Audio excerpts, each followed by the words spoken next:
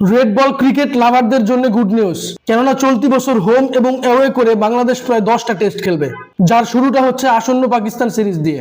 তবে বাংলাদেশ ক্রিকেট ফ্যান্সদের জন্য আরো বেশি আগ্রহের ব্যাপার হচ্ছে 2026-এ বাংলাদেশ দল টেস্ট ক্রিকেটে অস্ট্রেলিয়া সফর করবে, যেটা এই প্রজন্মের ক্রিকেট ফ্যান্সদের জন্য অনেক বেশি রোমাঞ্চকর। বিশ্বাস করা যায় মুশফিকুর রহিম বাংলাদেশের হয়ে প্রায় 20 বছর ধরে টেস্ট খেলছে, অথচ এখনো পর্যন্ত তিনি অস্ট্রেলিয়া টেস্ট খেলেননি। ক্রিকেটার এবং ক্রিকেট ফ্যান্সদের জন্য সেই সুযোগটা এবার হতে যাচ্ছে।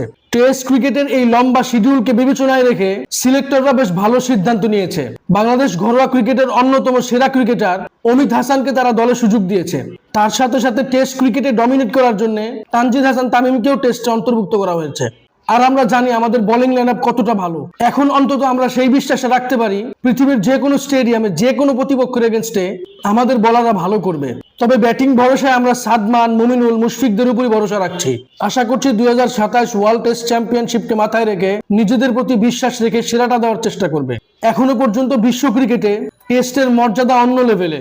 এই জন্য একটা ক্রিকেটার যখন টেস্টে ভালো করে তখন তাকে ক্রিকেটের সর্বোচ্চ মর্যাদা দেওয়া হয়। আর আমাদের অনেক বেশি সৌভাগ্য যে আমাদের দলে এই মুহূর্তে 100 টেস্ট খেলা প্লেয়ার রয়েছে, যিনি কিনা বাংলাদেশেরই অন্যতম সেরা টেস্ট প্লেয়ার।